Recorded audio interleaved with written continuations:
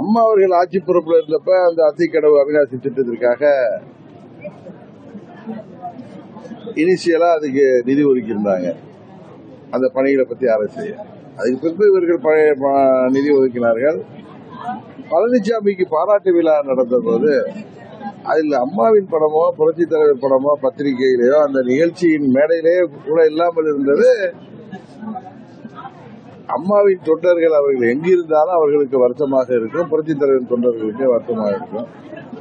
அதையெல்லாம் பொருட்படுத்தாமல் பதவியில முதல்வராக்கியவர்களுக்கு துரோகம், ஆட்சி தொடர காரணமாக இருந்தவர்களுக்கு துரோகம், 4 ஆண்டுகள் ஆட்சியை பாதுகாத்து தந்த மத்திய ஆளுகின்ற பாரதிய ஜனதா கட்சிக்கு துரோகம் என்று அடுக்கிக் கொண்டே போய் நம்ம ஊர்லாம் சொல்லுவாங்களே, ஆட்டை கடித்து மாட்டை கடித்து கடைசியா மனுஷனை கடித்த கதையா.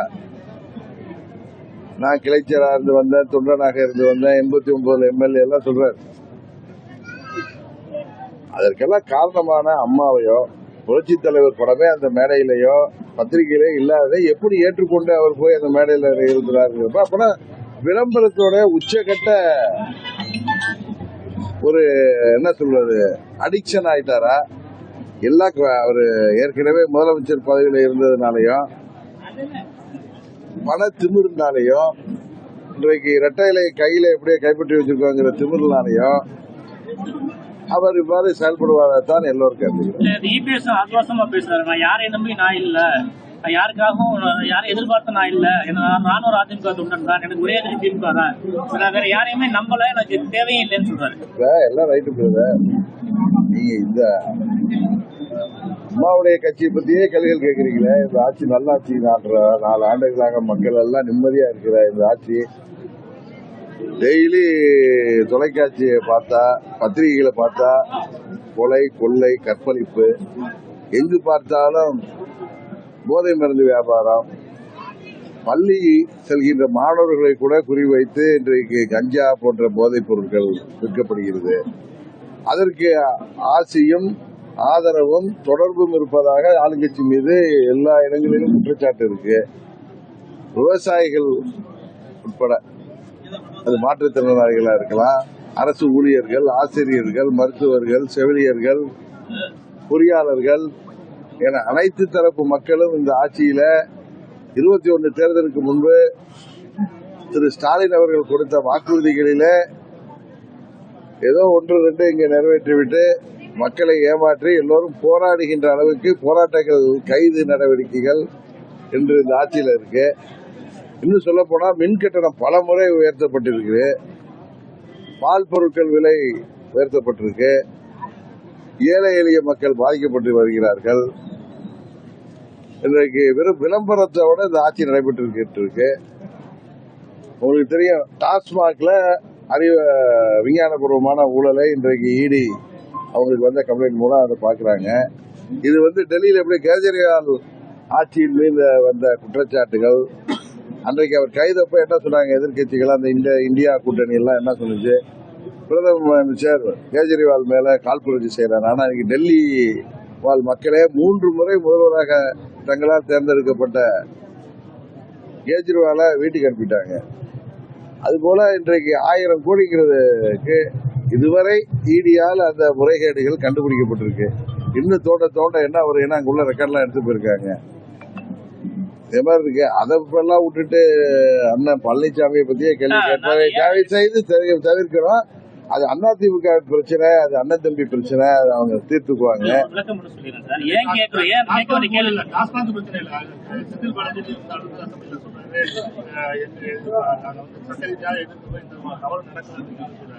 நேற்றுக்கு 2-3 டிஸ்ட்ரிக்ட்ல 40 ரூபா கூட வாங்கி புதிய பிரச்சனைகள் உண்மைதானுங்க. டாஸ்மாக் கடைகள்ல டாஸ்மாக் வருமானம் இந்த அரசாங்கத்துக்கு தேவைன்னு தேர்தல் வாக்குறுதியில படிப்படியாக குறைப்போம்னு சொன்னாங்க. சகோதரி கனிமொழி என்ன சொல்லுவாங்க, பழனிசாமி ஆட்சி நடந்தப்ப பெண்கள் எல்லாம் விதவைகளாக்கி கொண்டிருக்கிறார்கள், மதுக்கடைகளை மூட வேண்டும் நல்ல வசனம் பேசினாங்க. இன்னைக்கு அவங்க அதை பத்தி வாய் திறக்கிறதே இல்லை. பாராளுமன்றத்தில் போய் நின்றுட்டு மத்திய அமைச்சர் சொல்லாததான் சொன்னதா திமுக பாணியில, அந்த கோயம்புத்தூர் பாணியில பொய்ய கிளப்புறாங்க.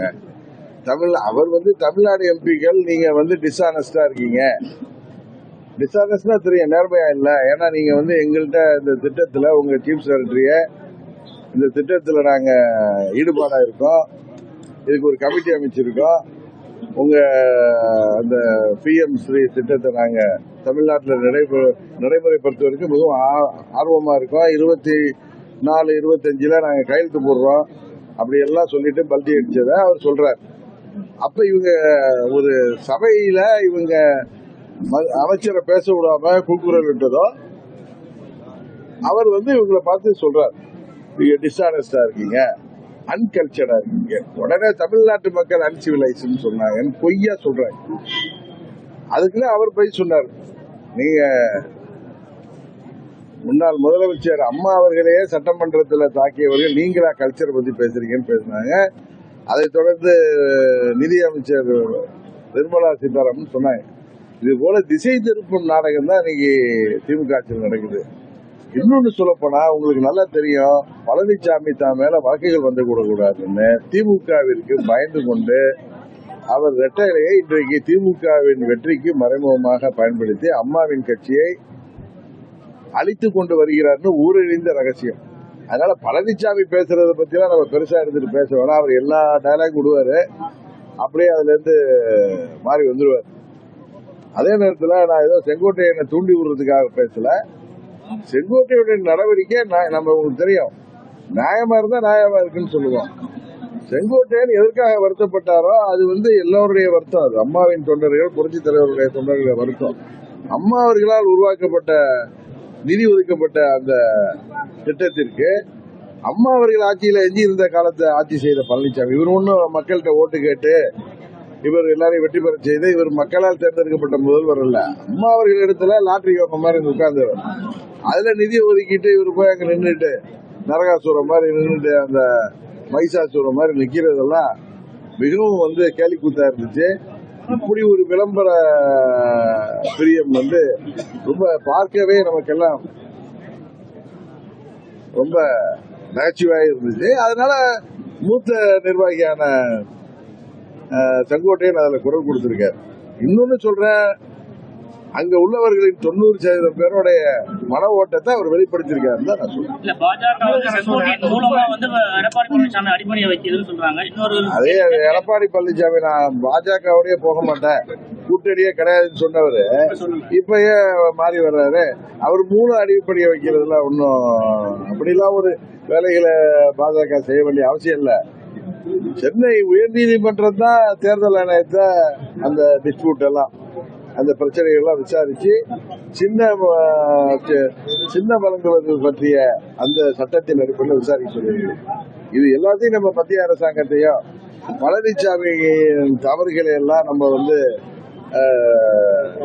பெரிய அரசியல் ஜாம்பவான்ல பேசுறதெல்லாம் உங்க நேரத்தையும் எங்க நேரத்தையும் வீணடிக்கிறாரா?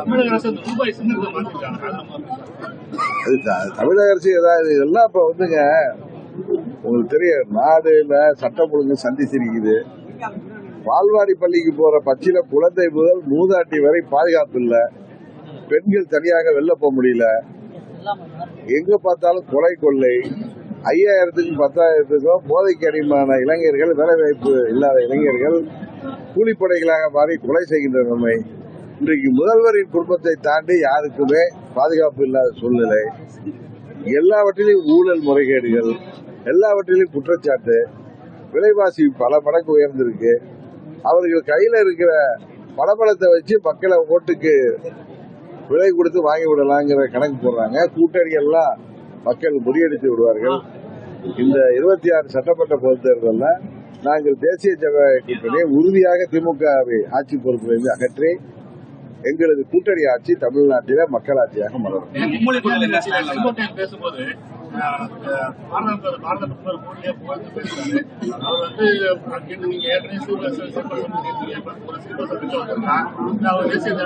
அவர் ஒரு மூத்த நிர்வாகி, அவரை போய் ஸ்லீப்பர் எல்லாம் சொல்லாங்க. அங்க ஒரு தவறு நடந்திருக்கு அவர் மாவட்டத்திலேயே, அது தாங்க முடியாம அந்த மண்டலத்தில் நடந்தது அந்த நிகழ்ச்சியை நடத்துறவங்கள்ட்ட சொல்லிட்டாரு. எனக்கு போக மனசு இல்லைங்கிறார். அதுக்கு சரியான பதில் கிடைச்சிருக்காது. அது இருக்கலாம், அதை நான் வந்து இங்க உட்கார்ந்து ஜோசிட்டேன். நான் அம்மா மக்கள் முன்னேற்ற கழகம்னு 8 ஆண்டுகளாக எங்க தனி கட்சி நடத்திட்டு இருக்கோம். எங்களுடைய ஒரே நிலைப்பாடு, அம்மாவின் ஆட்சி மீண்டும் தமிழ்நாட்டில் அமையணும்னா தேசிய ஜனநாயக கூட்டணி வலுப்பெறுவதன் மூலம் தான் செய்ய முடியும். இப்ப அம்மாவோ புரட்சி தலைவரோ யாரும் இல்லை. ரெட்டை இலை வச்சிருக்கவங்க எல்லாம் அம்மாவாகிவிட முடியாது. படபலம் இருக்கிறதுனால வெற்றி பெற்று விட முடியாது. அந்த கட்சி பலவீனம் ஆயிட்டு இருக்குங்கிறது எல்லோருக்கும் தெரிந்த உண்மை.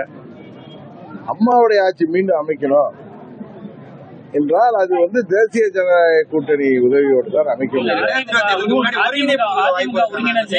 அதாவது நான் அன்னையிலே சொல்றேன், வித்தார் வித்தவுட் பழனிசாமிக்கு எப்படி நடக்க போகுதுன்னு அங்கு இது வந்து நாங்க செய்யற வேலை இல்லை.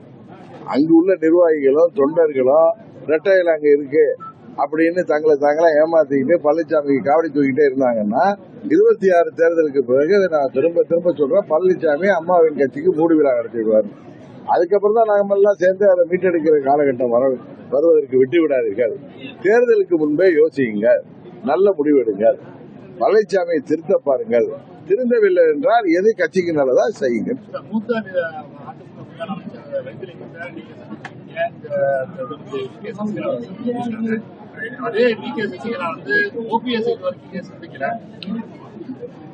அவங்க சந்திச்சிருக்க மாட்டாங்கன்னு உங்களுக்கு எப்படி தெரியும்? நீங்க அன்னைக்கு அண்ணன் முன்னாள் அமைச்சர் வைத்தியலிங்கத்துக்கு உடல்நல விசாரிக்கிறதுக்காக நான் போனேன். நான் போயிட்டு கிளம்பி வந்துட்டு அப்புறம் தான் சொன்னாங்க எங்க சித்தி அங்க போயிருக்காங்கன்ட்டு. நான் முதல் நாளே அவர்கிட்ட ரங்கசாமி அண்ணா அவரை பார்க்க போனப்ப சொல்லியிருந்தேன். அடுத்த நாள் அது மாதிரி மார்னிங் ப்ரோக்ராம் எல்லாம் முடிச்சுட்டு அங்க போயிட்டு நான் வந்துட்டேன். ஓபிஎஸ் சந்திச்சிருப்பாரா சந்திருக்க மாட்டாரா? உங்களுக்கு கேமரா முன்னாடி சந்திச்சாதான் நீங்க ஏத்துக்குவீங்களா, இல்ல தனிப்பட்ட முறையில் அவங்க சந்திச்சிருக்க முடியாதா? அதை நீங்க அவங்க 2 பேர்ட்ட கேட்டாதான் கிளியரா பதில். உறுதியாக வாய்ப்பு இருக்கு. ஓகே, அதை கடந்து இப்போ நடிகர் விஜய் வந்து திமுக கடுமையான குற்றச்சாட்டு முன்வைக்கிறாரு. ஊழல் இலக்கியம் எழுதுற அளவுக்கு திமுக ஊழல் பண்ணிருக்காரு சொல்றாரு. டாஸ்மார்க்ல வந்து பெரிய அளவு முறையீடு பண்ணிருக்குன்னு சொல்றாரு. ஊழல் அதாவது ஊழல் இலக்கியம் எழுதும் அளவிற்கு திமுக ஊழல் பண்ணிட்டு இருக்கு. டாஸ்மார்க்ல வந்து பெரிய அளவு. அதாவது இன்றைக்கு திமுகங்கிற தீய சக்திய, அந்த தீய சக்தியின் கூட்டணி பலத்தை உடைத்து ஆட்சி அதிகாரம் கையில இருக்கிறதுனால அவங்க பணபலத்தோடையும் இருந்து இந்த தேர்தலை எதிர்கொள்றப்ப அதை வீழ்த்த வேண்டும் என்றால் அதற்கு சரியான மாற்றாக மக்கள் தேசிய ஜனநாயக கூட்டணியை தான் ஏற்றுக்கொண்டிருக்கிறார்கள். ஏன்னா மத்தியில தொடர்ந்து ஒரு நல்லாட்சி வழங்கி வருகிற பாரத பிரதமர் மோடி அவர்கள் தொடர்ந்து 3வது முறை பிரதமர் ஆகிறார். ஒன்றும் விளையாட்டான விஷயம் இல்லை.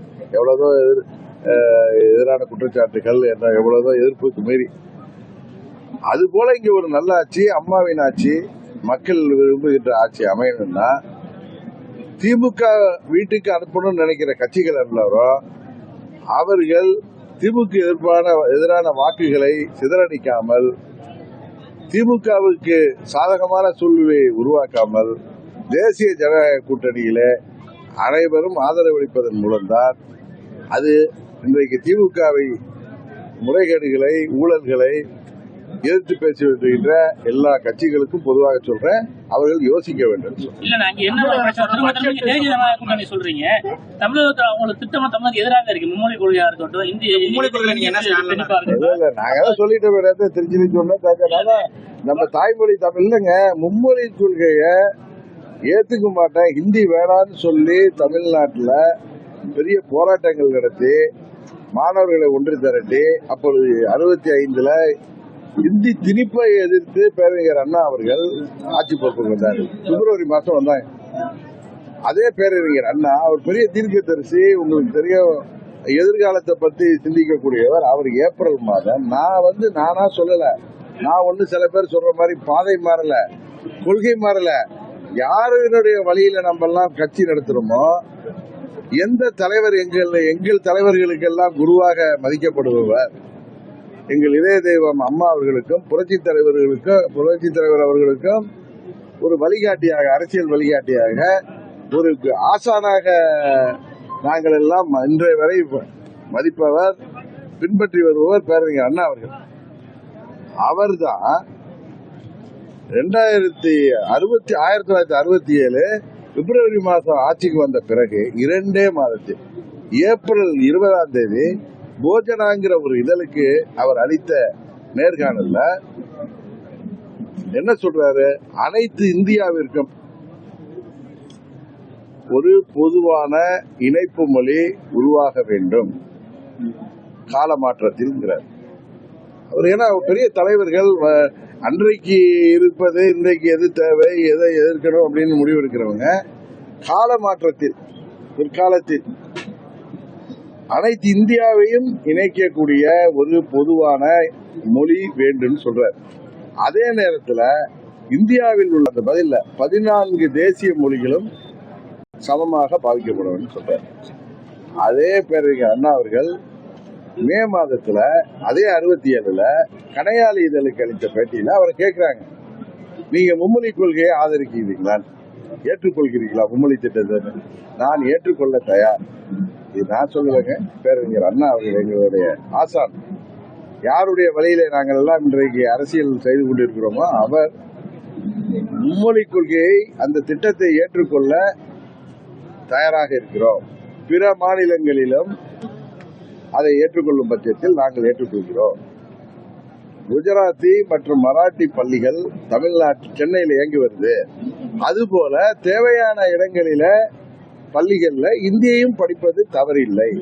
நான் சொல்றது நேரத்தை திருச்சியில் கொடுத்துவாங்க பேப்பர், நீங்க தலைவர் கொடுத்துருக்கேன். இது அத எங்க தலைவர் யார் பேரை சொல்லி இங்க ஹிந்தியை எதிர்க்கிறாங்களோ, யாரு ஹிந்தியை தமிழ்நாட்டில் ஹிந்தி திணிப்பை எதிர்த்து போராடி அதை முடிவுக்கு கொண்டு வந்து இருமொழி கொள்கை அரசாங்கத்தில் தமிழ்நாடு அரசாங்கம் மூலம் தமிழ்நாட்டில் அமல்படுத்தினாரோ அந்த பேரறிஞர் அண்ணா அவர்களே 2 மாதத்திலேயே தொலைநோக்கு பார்வையில சொல்லியிருக்காரு. அதனால இந்த காலகட்டத்தில் மூன்றாவது மொழி என்பது அவசியம். ஏன்னா இப்ப உங்களுக்கு தெரியும், ஏற்கனவே மெட்ரிகுலேஷன் ஸ்கூல்ல சென்ட்ரல் போர்டுலாம் ஹிந்தி படிக்கிறாங்க. இப்ப தமிழ்நாடு அரசு பள்ளிகள்ல படிப்பவர்கள் யார்? மெஜாரிட்டி ஏழை எளிய கூலி தொழிலாளர்கள் வீட்டு பிள்ளைகள் தான். ஒரு நாள்ல சொல்லலாம், உங்களுக்கு தெரியும், நான் தமிழ்நாடு ஃபுல்லா பயணம் செஞ்சுட்டு இருக்கிறேன். அது கார்லயே போறவன். பல இடங்கள்ல இந்த ஏழை எளிய மக்களை அந்த கிராமப்புற பள்ளிகள்ல அரசு பள்ளிகளில் படிக்கிறவங்கள, நகராட்சியில படிக்கிறவங்கள நான் சந்தித்து அவர்களோட பேசிக் கொண்டிருக்கும் பொழுது, எங்கள் வீட்டு பிள்ளை 3வது மொழி படிக்க வேண்டும், அது அவர்களுக்கு நல்லது வருங்காலத்துக்குன்னு எனக்கு தெரிஞ்சு ஒரு 85% பேர், 100% எடுத்தீங்கன்னா அதுக்கு ஆதரவாக இருக்கிறார். அதனால இது அந்த காலம். இதுல நீங்க தாய்மொழி கல்வி, மும்மொழி கொள்கையில தாய்மொழி கல்வி, ஆங்கிலம், அண்ணா சொன்ன மாதிரி 3வது ஒரு இணைப்பு மொழியாக ஒரு மொழியை படிக்கணும். அண்ணா டைரக்டா சொல்லல, ஆனா இந்தியா முழுவதற்கும் ஒரு இணைப்பு மொழி உருவாகணும்னா நீங்க ஒரு மொழி படிச்சா அது எந்த மொழியா இருக்குன்னு சொல்றேன். அது ஹிந்தி தான் எளிய. அதான் அவர் இன்டைரக்டா சொல்றதா நான் நினைக்கிறேன். இதுல பாதை மாறுறதோ கொள்கை மாறுறதோ பாஜக கூட்டணியில இருக்கிறதுக்காக பேசுறதா கிடையாது. நான் நேற்றே சொன்னேன் தஞ்சாவூர்ல, நான் பாஜக கூட்டணியில இல்லாம இருந்திருந்தேன்னா இன்னும் இதை அழுத்தமாக 3வது மொழி தமிழ்நாட்டுக்கு வேண்டும் என்பதை நான் அழுத்தமாக எல்லா செல்கின்ற இடங்களில் எல்லாம் சொல்லுவேன். அதை செய்ய அந்த அரசாங்கம் செய்ய வேண்டும் என்று நான் அவர்களுக்கு கோரிக்கை. சிம்பிளா கேட்கறேன், திரும்ப திரும்ப தேசிய கூட்டணிக்கே போறீங்க. பாஜக அதிமுக ஒருங்கிணைச்சு மற்ற கட்சிகளை கூட்டணி வச்சு திமுக எதிர்க்க முடியாதா? விஜய் அதிமுக கூட்டணிக்கு வந்தாலே அதிமுக வெற்றி பெறும் ஒரு கருத்து சொல்றாங்க. அப்போ அதிமுக கருத்து கணிப்புல 1000 சொல்லுவீங்க சார். விஜய் முதல்ல அவங்களோட வரேன்னு சொன்னாரு இல்லையா? இன்னொன்னு நடத்ததா சில பேர் பேசுறாங்க, அவங்க கூட வந்துட்டு அவர் தான் ஸ்ட்ராங்கா சொல்லிட்டாரு, எங்க தலைமையில தான் கூட்டணி. அவரு எப்பயும் அதான் கிளியரா சொல்றாரு. நீங்க சொல்ற மாதிரி இன்னைக்கு அதிமுகங்கிறது அம்மாவும் புரட்சி தலைவரும் இல்லை, பழனிசாமியோ வேற யாரும் அந்த இடத்துக்கு வர முடியாது. அதனால உண்மையை உணர்ந்து, யதார்த்தத்தை உணர்ந்து, அம்மாவின் தொண்டர்கள் அனைவரும் ஓர் அணியில் இணைந்து தேசிய ஜனநாயக கூட்டணியில எந்தெந்த கட்சிகள் இருக்கு, எந்தெந்த கட்சியில வரப்போகுதுன்னு காலம் பார்த்துங்க. அனைவரும் ஒன்றிணைந்து திமுகங்கிற தீய சக்தியை வீழ்த்த முடியுங்கிறது தான் என்னுடைய நிலைப்பாடு. நீங்க அது என்னதான் திருப்பி திருப்பி கேட்டாலும் அதுல நீங்க சொல்ற மாதிரி அனுமானங்களுக்கு எல்லாம் நான் பதில் சொல்ல முடியும்.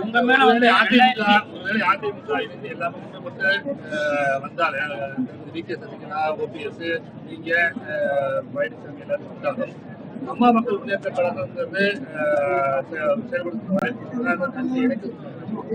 அம்மா மக்கள் முன்னேற்ற கழகம் அம்மாவின் கொள்கைகளை லட்சியங்களை தொடர்ந்து கொண்டு போற இயக்கம்.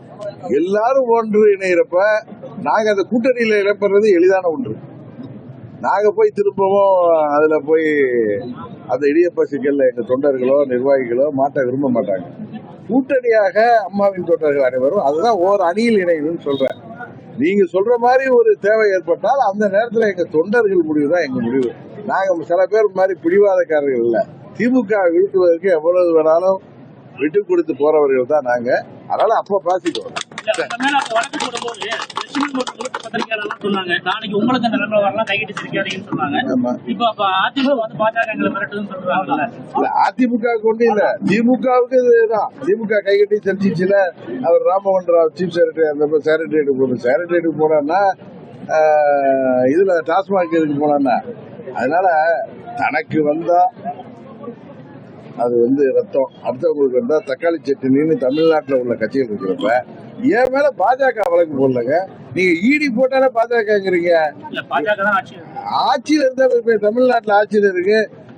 ஸ்டாலின் என்ன சொன்னாரு, எல்லா ஊழல் அமைச்சர்கள் மேலாம் வழக்கு போடுவேன்ட்டு பாவம் அந்த அமைச்சர்கள்லாம் வழக்கு போட்டாரு. முன்னாள் முதலமைச்சர் பழனிசாமி மேல போடல.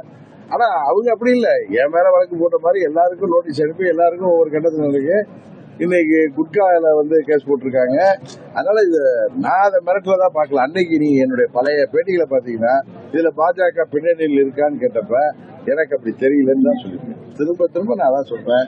அப்படியே வழக்கு இருந்தாலும் அதை சந்திப்பது, ஒரு கட்சியை எதிர்ப்பது வேறு. நம்மளது தலையாய கடமையாகிய திமுகவை வீழ்த்துவதற்கு ஓர் அணியில் மற்ற கட்சிகளோடு இணைவது என்பது வேறு.